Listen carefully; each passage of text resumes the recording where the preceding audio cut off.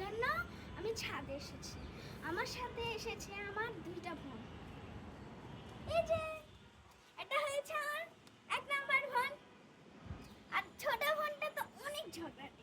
সে কিছুক্ষণ পর পর আমার ভিডিওতে আসে ঝগড়া করতে।